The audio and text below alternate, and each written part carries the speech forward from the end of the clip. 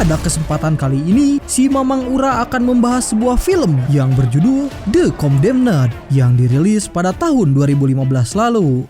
Berkisah tentang seorang mantan pembunuh bayaran yang telah dijebak dalam sebuah ajang Battle Royale atau sebuah permainan saling membunuh satu sama lain. Edan bukan? Dan yang paling edannya lagi adalah dalam ajang Battle Royale ini, sang aktor utama yaitu sang mantan pembunuh bayaran ini harus melawan para pembunuh bayaran lain yang memburunya. Kenapa kok bisa diburu, Bang Ur? Dikarenakan mantan pembunuh bayaran ini telah membunuh salah satu mafia judol terbesar di Eropa.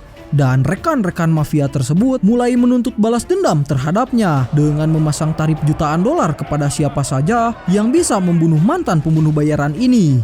Sehingga selama menjadi buronan, banyak pembunuh bayaran profesional ikut terjun membunuhnya. Bahkan seorang ahli sniper, bahkan ahli peledak dan ahli baku gedik, di sana mereka mulai mengincar nyawanya. Akankah si aktor utama ini berhasil selamat dari semua pembunuh bayaran? Penasaran dengan kelanjutan ceritanya? Semua akan terjawab di alurnya.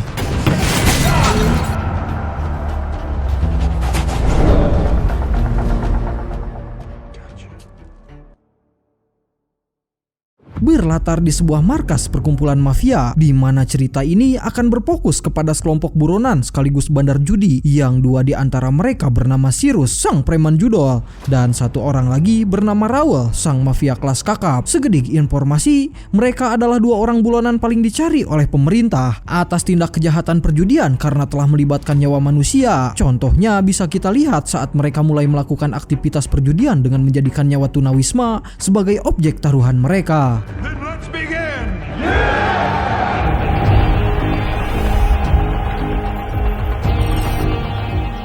Di sisi lain, film kemudian berpindah kepada kelompok pemburu mafia yang kita beri nama Bounty Hunter. Dan sekedik informasi, kelompok ini adalah kelompok bayaran pemerintah yang diberi tugas untuk memburu para mafia kelas kakap di seluruh Eropa. Dan ternyata pemerintah telah menyuruh mereka untuk melakukan penangkapan terhadap Cyrus, si pemimpin mafia paling dicari.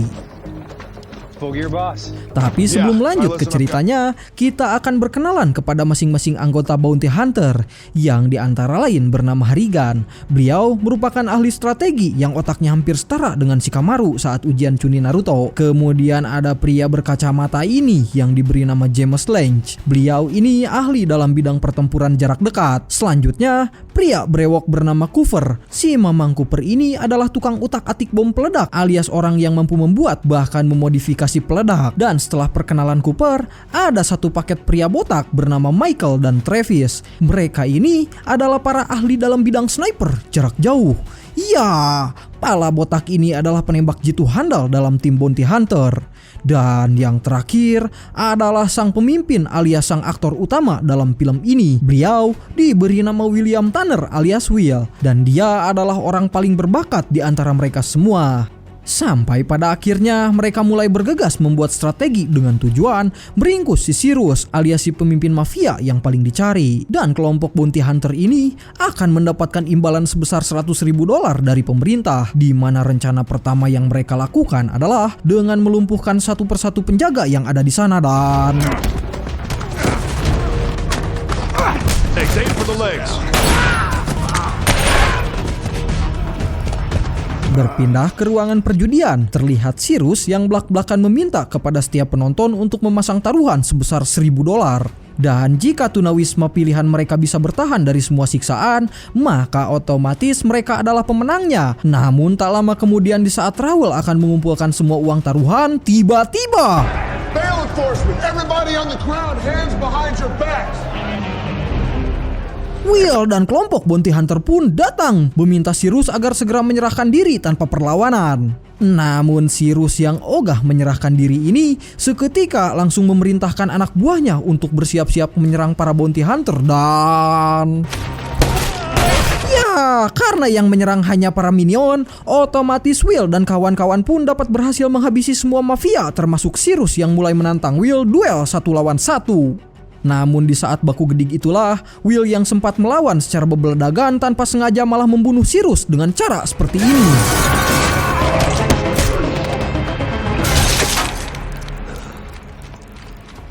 Tak lama kemudian tibalah polisi ke lokasi perjudian dan langsung menangkap sisa-sisa mafia termasuk Will serta kelompok Hunter atas tuduhan pembunuhan dan kecerobohan karena membunuh tersangka utama. Sementara untuk Raul yang berhasil melarikan diri, terlihat dia mulai menatap tajam ke arah Will, seakan-akan menyimpan dendam karena CS-nya telah mati di tangan Will.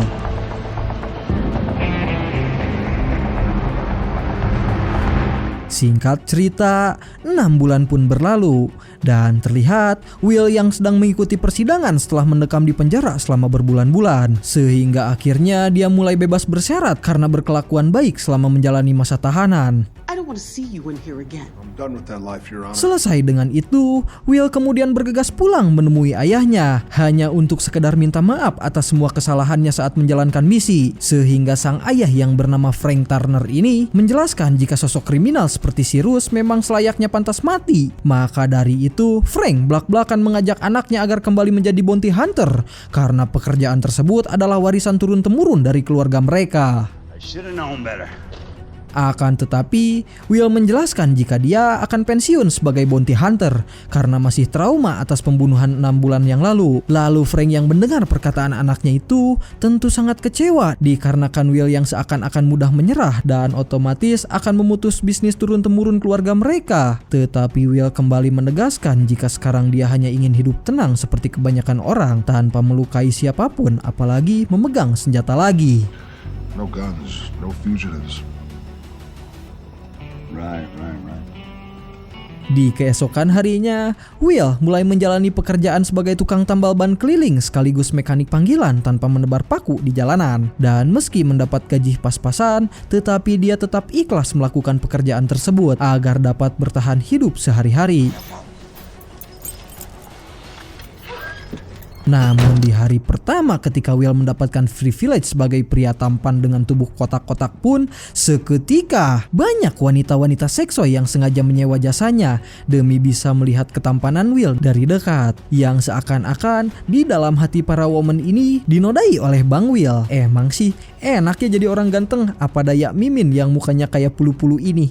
Shut. Lanjut, selesai memperbaiki mobil para cewek-cewek seksoi ini, Will lalu mendapat panggilan telepon dari rekannya yang meminta dia pergi ke Jalan Bunker 40 untuk memperbaiki mobil pelanggan yang mogok di tengah-tengah gurun. Dan setibanya di lokasi, ternyata si pelanggan yang dimaksud tidak lain adalah Michael, mantan rekannya saat menjadi bounty hunter. Dan setelah mobil selesai diperbaiki, Michael yang ingin ngobrol-ngobrol santuy sambil curhat tentang kabar masing-masing mantan anggota bounty hunter, di sana beliau mulai mengajak Will pergi meminum ciu betot menuju bar terdekat. Akan tetapi, tanpa Will sadari jika di sana ada drone misterius yang memantau setiap pergerakan mereka, termasuk Michael yang gerak-geriknya terlihat sangat mencurigakan. Bahkan dia terlihat semakin mencurigakan karena ketika Will melihat drone tersebut, Michael langsung berdalih jika drone yang mereka lihat bisa jadi sedang dimainkan oleh para bocil FF. Dan bersamaan dengan itu, muncul sebuah pesan yang meminta Michael agar segera melakukannya sekarang. Di mana yang dimaksud melakukannya sekarang adalah membunuh sahabatnya sendiri, sehingga inilah yang terjadi.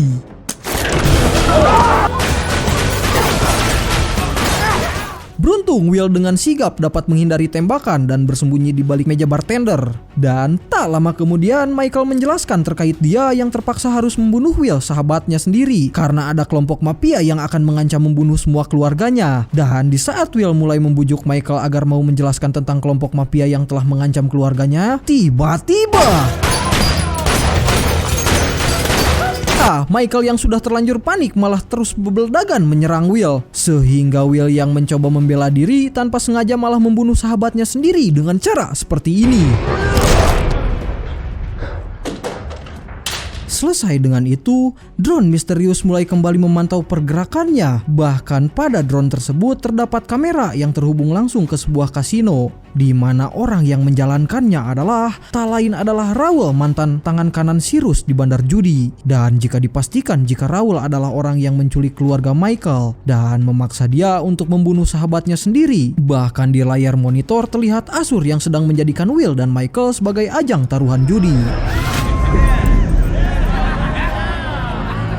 Di Di sisi lain, Will mencoba menjelaskan kepada polisi terkait dia yang terpaksa membunuh Michael untuk sekedar membela diri. Akan tetapi polisi yang heras bebatok ini ditambah Will yang pernah masuk penjara malah tidak percaya dengan penjelasannya dan mengancam akan kembali menjebloskan Will ke dalam penjara jika sampai terbukti Will bersalah. Namun untuk sementara waktu, Will akan dibebaskan sampai mereka mendapat keterangan lengkap dari saksi mata yang ada di lokasi kejadian.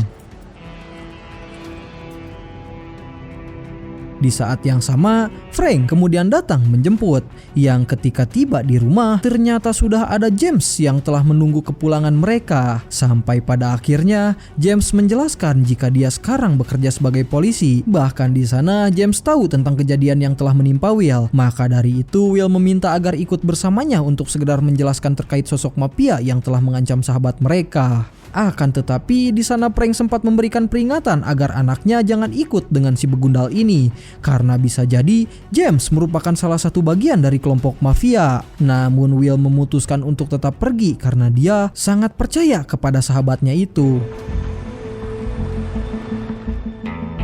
Tak lama kemudian ketika sampai di tengah-tengah gurun, James menegaskan terkait dia dan Michael yang telah diancam oleh kelompok mafia sebagai bahan taruhan. Bahkan di sana James memperlihatkan sebuah peta di mana jika Will bisa bertahan hidup dan sampai ke wilayah yang telah ditentukan, maka otomatis dia akan mengakhiri semua ini. Dan beberapa saat setelah menjelaskan semua itu, tiba-tiba inilah yang dilakukan James.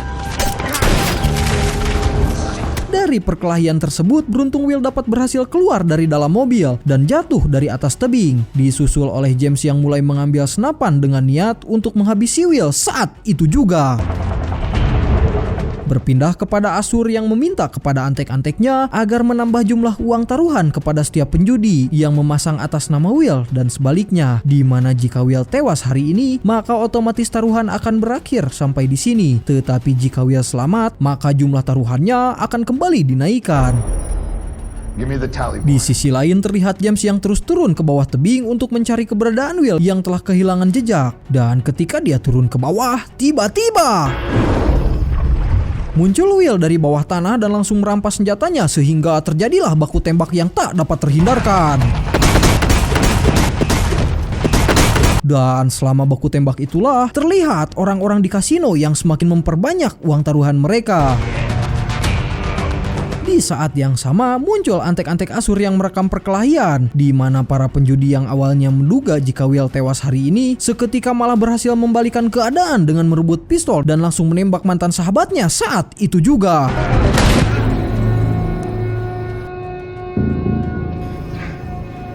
Setelah James berhasil dikalahkan, Will yang masih terjebak di tengah-tengah gurun pun bergegas mencari tempat persembunyian agar dapat terlepas dari drone pengawas. Sampai akhirnya dia berjalan melewati gurun entah berantah sambil membawa senjata seadanya. Namun tak berselang lama tiba-tiba dia kembali mendapat serangan yang kali ini dilakukan oleh Travis si ahli sniper, sehingga Will mulai melarikan diri ke tengah-tengah bebatuan agar dapat terhindar dari serangan sniper.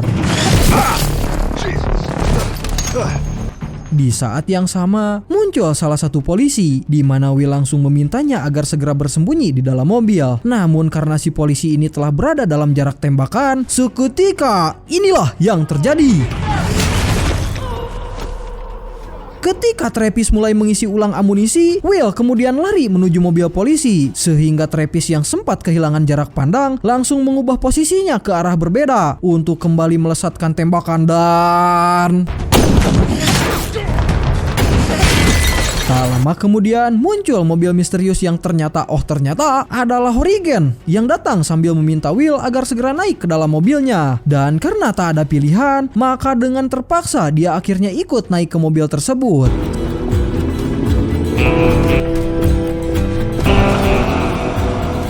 Setelah berhasil kabur ke tempat yang cukup aman, di sana Will langsung meminta penjelasan dengan memaksa Horrigan agar memberitahu tentang apa yang sebenarnya terjadi. Sampai pada akhirnya Horrigan menjelaskan jika semua pemburuan ini tidak lain adalah ulah dari si begundal Raoul yang saat ini telah menjadi nomor 1 di dunia mafia perjudian. Dan dia telah menjadikan Will sebagai target utama karena telah membunuh Cyrus. Karena Raoul di sana sangat dendam kepada Will akibat waktu itu telah membunuh sahabatnya sendiri. Bahkan saking liciknya si Raoul ini, dia sampai nekat menculik keluarga James dan Michael, serta membayar Travis dan Cooper untuk membunuhnya. Tapi meskipun begitu, Horrigan memilih untuk berada di pihak Will, bahkan berjanji akan membantunya untuk mengakhiri semua ini. Di mana satu-satunya cara agar Will bisa selamat adalah dengan pergi ke titik lokasi yang tidak lain adalah kasino tempat persembunyian Raoul. Namun di saat yang sama, tiba-tiba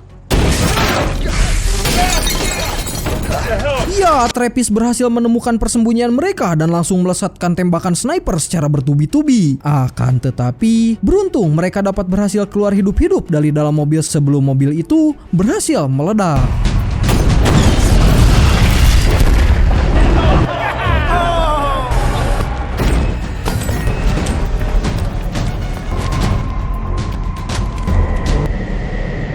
Sejenak kita lupakan mereka dan berpindah kepada Raoul yang sedang berorasi di depan para penjudi agar mereka di sana menaikkan jumlah uang taruhan mereka dan menentukan pilihan apakah Will yang akan berhasil selamat atau malah berakhir tewas sebelum sampai ke tempat ini.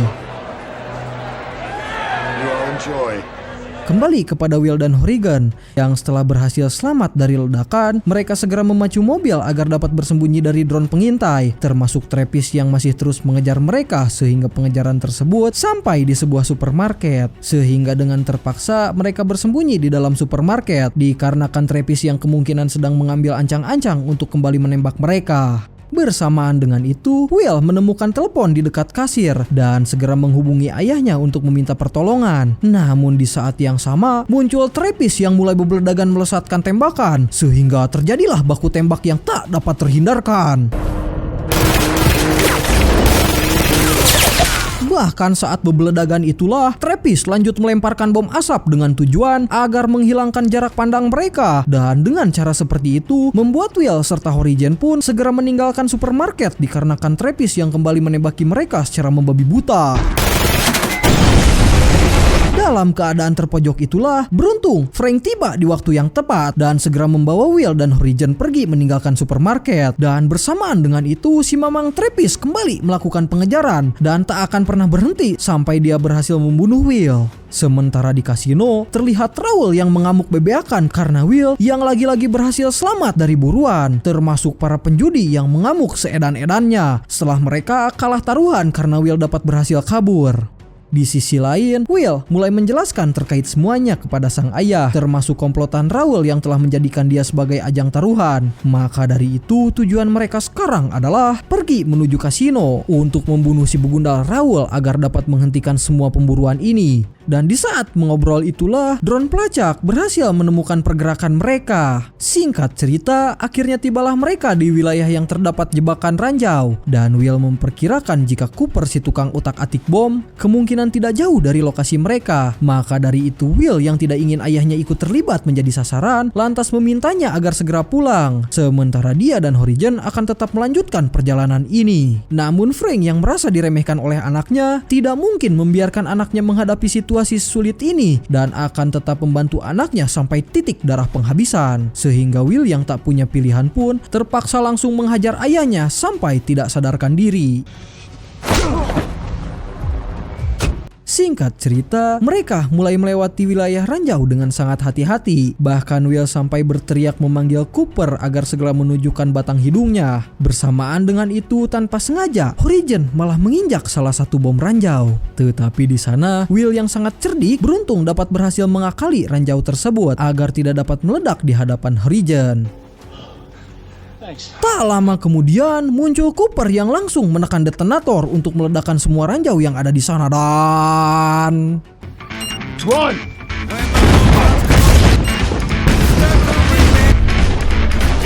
berpindah ke kasino. Terlihat orang-orang yang semakin gembira dikarenakan Will yang tidak akan selamat dari ledakan tersebut. Namun lagi-lagi sayangnya perkiraan mereka malah meleset dikarenakan pada kenyataannya Will dan Horrigan dapat berhasil lolos dari ledakan tersebut dan mulai membuat strategi untuk menghindari Cooper.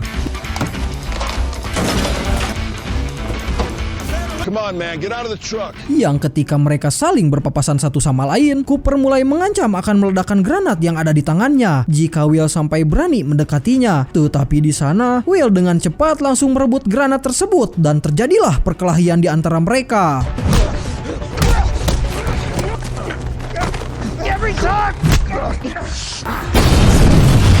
Di saat yang sama, muncul Pak Polisi, di mana kedatangan beliau ke sana adalah untuk menangkap Will yang dituduh sebagai pembunuh rekannya. Dan melihat ada kesempatan, Cooper segera kabur melarikan diri. Sehingga tak lama kemudian, Travis mulai diam-diam memantau pergerakan mereka dan langsung melesatkan tembakan. Sehingga... di sana Will sempat keserempet tembakan di bahunya. Akan tetapi tembakan tersebut untungnya tidak mengenai organ vital. Maka dari itu Horizon dan Pak Polisi segera memberikan pertolongan sebelum Will banyak kehilangan darah. Di saat yang sama, Cooper tiba-tiba datang membawa granat. Namun kali ini tujuan dia datang menemui mereka adalah untuk membantu Will menghabisi Raoul dan antek-anteknya. Karena Cooper yang telah sadar karena kelakuannya yang telah salah. Bahkan di sana dia merasa berhutang budi karena Will mau menyelamatkannya dari ledakan granat sebelumnya. Selesai melumpuhkan Pak Polisi, mereka bertiga pun mulai bergegas ke kasino untuk mengakhiri semua ini. Dan di tengah perjalanan, Frank datang menghadang mobil mereka sambil memaksa ikut bergabung dalam menghabisi antek-antek Raoul. Sehingga mau tidak mau, Will mulai mengizinkan ayahnya bergabung ke dalam pasukannya. Bersamaan dengan itu, drone pengawas tiba-tiba kembali memantau mereka. Sehingga Frank yang ahli sebagai penembak jitu pun mulai menembak jatuh drone tersebut, yang otomatis drone langsung memutus siaran langsung ke arah kasino. Put me on the board. Berpindah kepada Raoul yang kali ini dia memutuskan untuk turun tangan langsung menjadi kontestan yang akan membunuh Will dan kelompoknya. Maka dari itu dia belak-belakan meminta kepada para penjudi agar kembali memasang taruhan lebih besar dari sebelumnya. Kembali kepada rombongan yang akhirnya tiba di markas Raoul dengan bersiap-siap untuk menyerang dan membabat markas tersebut. Begitupun dengan Raoul, di sana beliau mempersiapkan pasukan bersenjata untuk menyambut kedatangan Will dan antek-anteknya, sehingga inilah yang terjadi.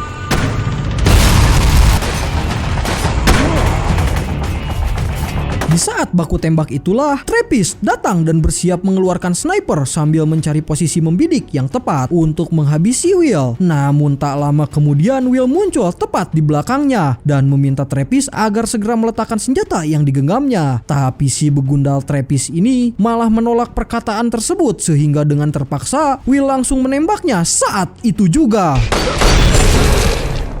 Selesai membunuh Travis, Will segera membantu teman-temannya menghadapi antek-antek Raoul. Bersamaan dengan itu, di sana terlihat Cooper yang mulai meledakkan gudang generator untuk mematikan listrik di seluruh kasino.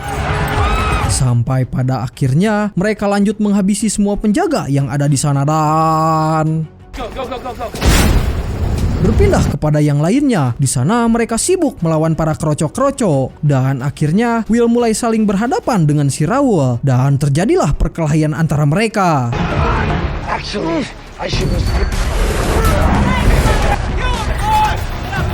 People are in there right now. Awalnya Raoul sempat unggul dalam baku gedik karena Will yang masih belum sembuh dari luka-luka tembakan yang dia derita. Tetapi karena Raoul aslinya hanya seorang kroco yang tak ahli dalam hal baku gedik, seketika Will dapat membalikan keadaan, bahkan berhasil membunuh Raoul dengan cara seperti ini. You not so much. Tepat setelah Raoul berhasil dikalahkan, kemudian muncul rombongan polisi. Mereka datang menangkap sisa-sisa penjudi handal yang ada di sana. Bahkan polisi yang awalnya sempat mencurigai Will sebagai sosok pembunuh, kini mereka mulai mengucapkan terima kasih alias respect karena berkat bantuan Will dan rekan-rekannya, mereka dapat berhasil menangkap para buronan termasuk sisa-sisa bandar penjudi ilegal. Singkat cerita, kemudian film ditutup kepada Frank yang belak-belakan dengan tidak jadi pensiun sebagai bounty hunter dan mengajak Will agar mau bergabung ke dalam kelompoknya. Tetapi Will bersikeras menolak tawaran ayahnya karena dia akan kembali fokus menjadi tukang tambal ban dengan mencari uang tanpa harus melakukan kekerasan. Tamat. Dan sekian alur cerita film yang Bang Ur bahas kali ini. Gimana menurut pendapat kalian? Terima kasih juga karena sudah selalu setia menonton konten-konten Bang Ura, dan jangan lupa subscribe, like, dan komen untuk ninggalin jejak kalian ya. Sampai jumpa